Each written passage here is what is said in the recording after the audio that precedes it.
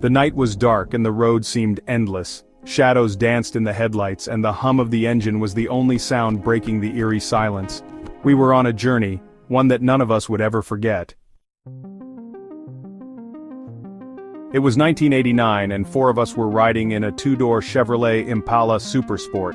The car was a shimmering jet black and the emblems and streamlines had been removed, and the door handles shaved off to give it an almost spaceship look. The car had a hydraulic kit fitted, and so we really liked this car.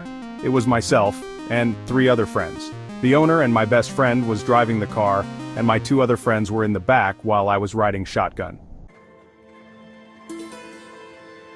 It was late at night and we had just come from a party that ended early due to a police raid that came about because of a neighbor's complaint about the music. Disappointed but also festive, we stopped at the local AM/PM mini-mart and picked up the two for 99-cent burger meal and big gulps for everyone.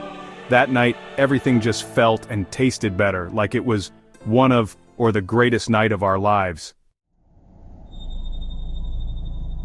We wanted to take the side streets and not the main ones to avoid the police sweeps and crowds at that time. Each road we took seemed to have fewer streetlights and be more desolate, which is pretty strange for such a big city. We heard sirens screech past on one of the roads ahead and made a sharp left turn further into the darker and less traffic-dense streets. There came a point where we were just driving down streets that had little to no cars. We then reached open road. We discussed back and forth over loud music whether this would be the one that would take us home, or whether we had to look for a road that would turn off back onto familiar streets. We eventually agreed with my friend the driver to just keep going straight and see where the night takes us. We didn't have any work in the morning, there was no place to be, and the night was still relatively young. And so down the road we went. We kept going further and further, but without finding any turn-off roads, just a straight road with the meandering white lines in the middle guiding us along, perhaps guiding us to something. Finally we came to a portion of this straight road that had one turn-off, and it was onto a small lane that led to a bridge going over water. My friend that was driving said it looked cool and it might be a nice look over a part of the city that we rarely ever see. Turning onto the small lane road, we rolled slowly towards the bridge, unsure if it could take the weight of the car. It looked old, not rickety or unsure, just old. Before we approached it, I decided I would get out and take a look and see by stepping over it and looking at the wood. I made my way over and squinted under the yellowish, ghoulish glow of the lone streetlight that lit the way. Once I reached the bridge, there was a light on either side, the same yellowish, ghoulish light that made me squint. The bridge was bigger than it looked and looked to be large enough to fit two cars, one going each way. We had more than enough room, I thought. It was also sturdy. It just looked old and out of sorts. The wood was in good shape and looked like perhaps it had been chemically treated to make sure that it didn't get weathered or crack. The only thing is the paint chosen for it looked tacky and kind of sloughed off in my hand when I examined the wood. I waved over to the car to signal that everything was fine and to make their way up. As the car approached, I told everyone in the car that everything was fine. As I opened the front door to get in, I could see from the peripheral vision on my right side that another car was approaching the bridge from the other side. I jumped in and closed the door to make sure they would have room to cross over on the other side. We drove forward and made our way over the bridge, and about midway, the other car met us. It was an old Studebaker pickup that was belching out a little bit of smoke and its headlights had a little bit of a flicker. Battery looks to maybe have a connection problem, I thought. The truck was going in the opposite direction but stopped abruptly and too close to the car, even though there was room on the other side to safely fit. We couldn't properly move forward without the worry of scraping their truck, which was old as hell. Our worry was our own car.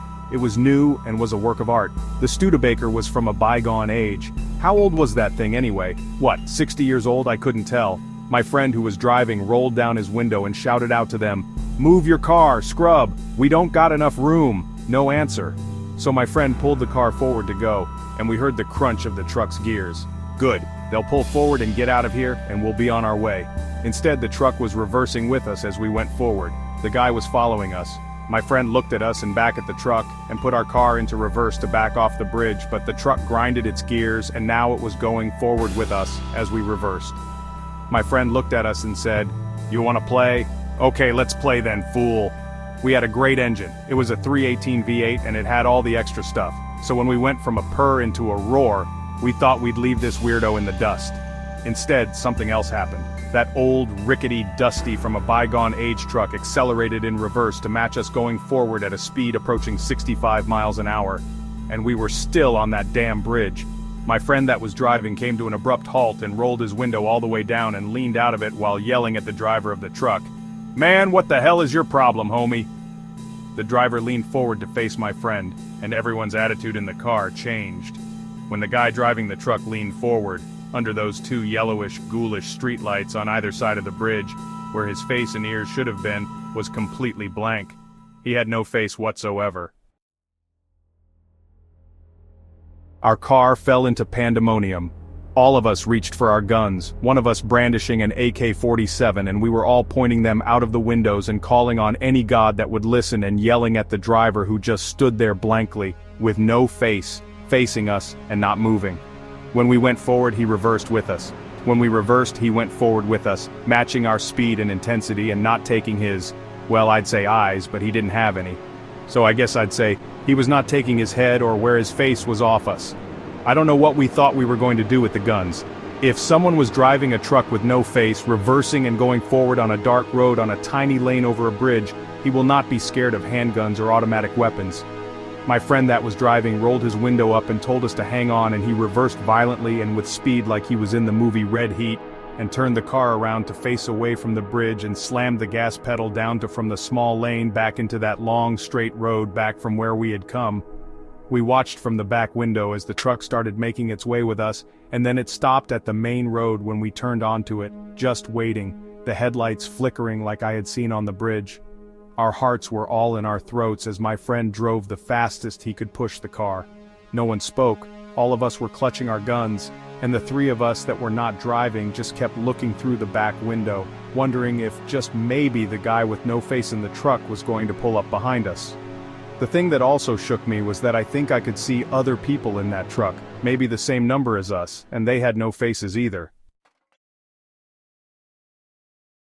Once my friend dropped all of us off at our locations, we didn't speak about this, not after leaving the bridge, not on the drive away from the old truck, and not after except in passing. But no one wanted to discuss it. That was a weird and unbelievable. But that's not all. More than 30 years later, all of the people that were in that car that night are dead except me, and all of them died violent deaths. I still think about that night. I've shared the story a few times, but I don't know how many people think I'm crazy or truly believe what I've told them. They nod along and listen. But if you weren't there, it's pretty hard to process. I thank my Lord every single day that I'm alive and that the night of that encounter was not my last.